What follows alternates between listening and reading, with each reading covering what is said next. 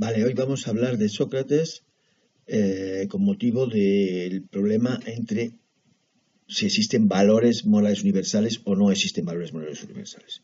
Ya hemos visto en el vídeo anterior que los sofistas pensaban que no existe nada que sea la justicia, la belleza, y Sócrates cree que sí. Vale, conocemos a Sócrates por lo que otros escribieron de él, es decir, que Sócrates no escribió nada, no escribió ninguna obra, y otros autores griegos contemporáneos escribieron sobre él. Por ejemplo, Aristófanes lo pinta como si fuera un sofista más, es decir, que hace un retrato de Sócrates como un sofista más. Sin embargo, Platón, que es su discípulo, escribe sobre las ideas de Sócrates y lo plantea y lo presenta, lo pinta, y así es como ha pasado a la historia, como un opositor, como un filósofo, como un auténtico filósofo frente a los sofistas que no buscarían la verdad, sino que, bueno, pues son relativistas y digamos, su interés sería ganar dinero con la retórica y tal. Bueno, entonces la imagen, ya digo, que tenemos de Sócrates es la que ha transmitido Platón a través de sus obras. Platón en realidad coloca a Sócrates de personaje en sus diálogos y las propias ideas de Platón las pone Platón en boca de Sócrates. Pero bueno, bien, pues podemos empezar diciendo que eso, que es contemporáneo de los sofistas, es contemporáneo, vive en el siglo V a.C., contemporáneo de los sofistas. No escribe nada, los sofistas sí que tenían cosas escritas. El método que utiliza es el diálogo. Los sofistas hacían largos discursos y, sin embargo, Sócrates va a utilizar las preguntas para descubrir la verdad. Entonces, en esto también se diferencia mucho de los sofistas. De manera que las tres grandes diferencias con los sofistas sería que Sócrates cree que existe algo como la verdad, los sofistas no. Sócrates no cobra por enseñar, los sofistas, ¿os acordáis que cobraban por sus enseñanzas? Y luego el método, que son largos discursos en el caso de los sofistas y el diálogo en el caso de Sócrates. Luego hablaremos con más detalle. Sócrates se paseaba por las plazas de Atenas y va preguntando a unos y a otros sobre, por ejemplo, qué es la piedad, qué es la justicia, qué es la belleza. Y entonces las personas a las que pregunta, que suele ser, por ejemplo, a un militar le pregunta qué es la valentía, qué es el valor, bien, pues se ponen a dar respuestas, y entonces Sócrates va, con sus preguntas, va cuestionando las respuestas que el supuesto sabio dice, ¿no? Y de esta manera, pues lo que se va viendo, lo que se va descubriendo en esta primera parte del método de Sócrates es que el supuesto sabio, el militar que hablaba del valor, pues en realidad no sabe qué es el valor. Entonces, Sócrates los va poniendo en aprietos porque pone de manifiesto que no saben realmente, porque caen en contradicciones Vale, y entonces este es el método es la ironía, es pretender saber que no se sabe y preguntar a los demás y al final descubrir la ignorancia del interlocutor. Vale, este método en una segunda parte, que se llama mayéutica, tiene dos partes, ironía, la primera de la que hemos hablado, y mayéutica. En una segunda parte, Sócrates lo que hace es, a través de las preguntas, va intentando que el otro descubra la verdad que no sabía en un principio, pero que en el diálogo se va descubriendo.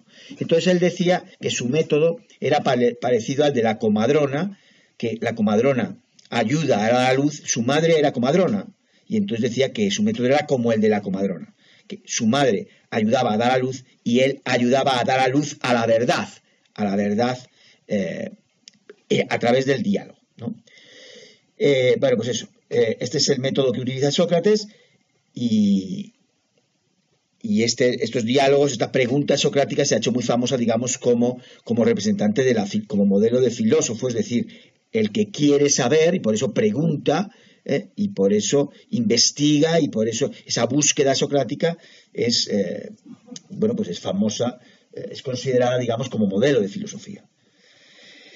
Vale, Sócrates se va ganando la enemistad de un montón de gente dentro de Atenas a través de estos diálogos, estas historias, se va ganando la enemistad de mucha gente y al final se confabulan contra él para acusarlo de impiedad, de corrupción de la juventud, de enseñarle nuevos dioses a los jóvenes.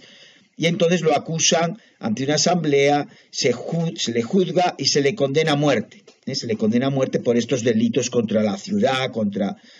Bien, y lo que sucede es que Sócrates puede defenderse y hace un discurso, que es lo que se llama la apología de Sócrates, un discurso que recoge Platón en una de sus obras, y en este discurso, digamos, se pone aún más chulo, digamos, porque tenía la posibilidad de que se volviera a votar y entonces pudieran conmutar la pena, pudieran... Bien, pues él en el discurso de apología, de defensa, se pone más chulo diciendo que en realidad él hace un favor a los atenienses y por esta razón deberían pagarle un sueldo vitalicio, deberían alimentarlo gratis y tal. Esto cabrea aún más a los miembros de la asamblea, que son los que votaban, y entonces hay una segunda votación y lo condenan, aún sale más condenado, ¿no? Bien, entonces se le considera modelo de filósofo por esto de la búsqueda que hemos dicho de la verdad, y se le considera también modelo moral porque luego, una vez condenado a muerte, tiene la posibilidad de escapar y sin embargo no quiere escapar. Sus discípulos habían sobornado a unos carceleros y entonces pues él puede escapar en un bar.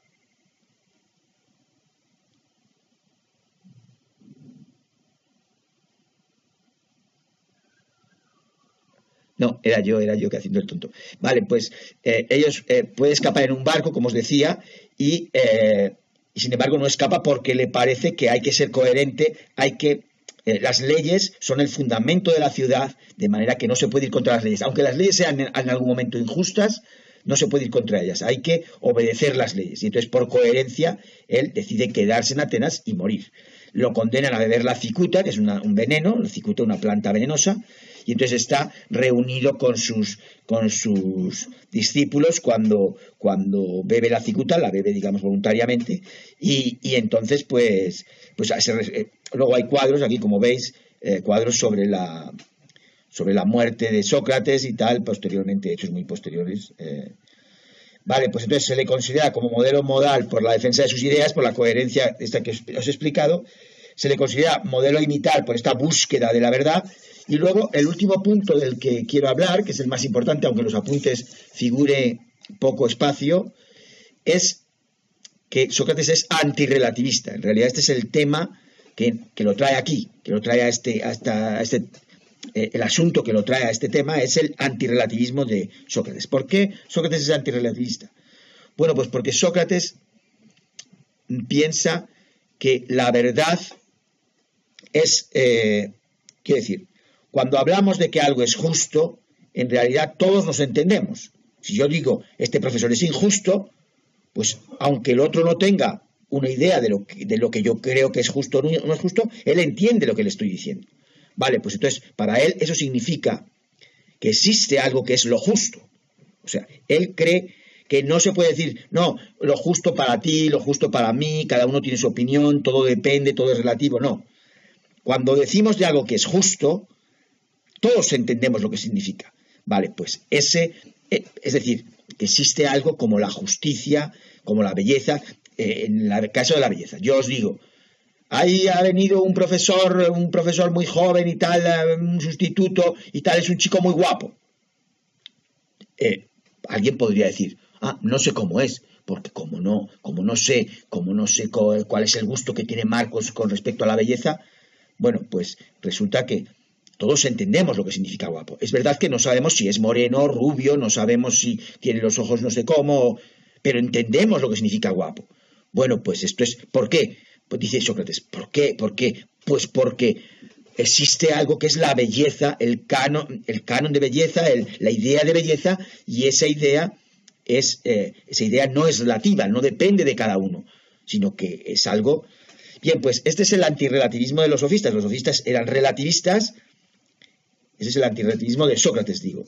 Frente a los sofistas, que eran relativistas, que pensaban que no podemos decir qué es lo justo, lo injusto, lo bello, porque cada uno tiene su idea, o cada ciudad, o cada grupo tiene su idea, pues Sócrates va a pensar que existen definiciones universales, y es precisamente lo que él busca en los diálogos, lo que él busca precisamente es esta definición de lo que es justo, lo que es bello, lo que es valiente, lo que es... Bueno, pues entonces yo creo que esto está terminado. Adiós, adiós, adiós, hasta otro día, adiós.